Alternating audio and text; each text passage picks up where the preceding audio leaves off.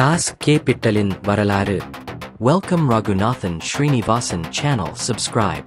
Curl மார்க்சின் Das Kapital மூலதனம் என்பது முதலாளித்துவ அமைப்பை விஞ்ஞானபூர்வமாக விமர்சித்து அதன் செயல்பாட்டு முறைகள், உள்ளார்ந்த முரண்பாடுகள் மற்றும் வீழ்ச்சியின் தவிர்க்க முடியாத தன்மையை விளக்கும் ஒரு அடிப்படை பொருளாதாரத்துவார்த்த படைப்பு.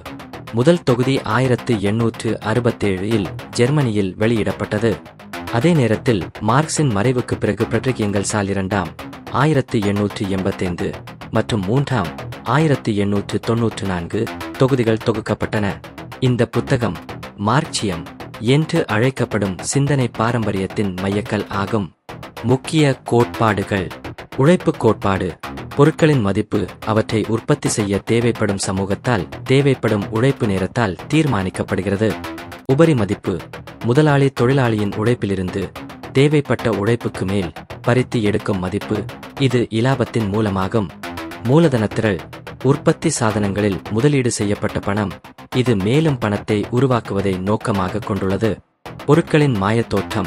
சமூக உறவுகள் பொருட்களுக்கிடையிலான உறவுகளாக மறைக்கப்படுகின்றன. வர்க்க போராட்டம். தொழிலாளி வர்க்கம், தொழிலாளிகள், முதலாளி வர்க்கத்திற்கு உற்பத்தி சாதனங்களின் உரிமையாளர்கள் எதிரான போராட்டம். தாஸ் காபிட்டல் உலகளாவிய தொழிலாளர் இயக்கங்கள், சோசியலிச புரட்சிகள் மற்றும் சமூக அறிவியல் துறைகளில் ஆழமான தாக்கத்தை ஏற்படுத்தியது. இது முதலாளித்துவத்தின் இயங்குமுறையை புரிந்து கொள்ள ஒரு சிக்கலான மற்றும் சவாலான கட்டமைப்பை வழங்குகிறது. அது இன்றும் விவாதங்களுக்கும் பகுப்பாய்வுகளுக்கும் மையமாக உள்ளது. Karl Marx. மூலதனம், முதலாளித்துவம், உபரி மதிப்பு, வர்க்க போராட்டம், தொழிலாளர் இயக்கம், பொருளாதார கோட்பாடு, சோசியலிசம்.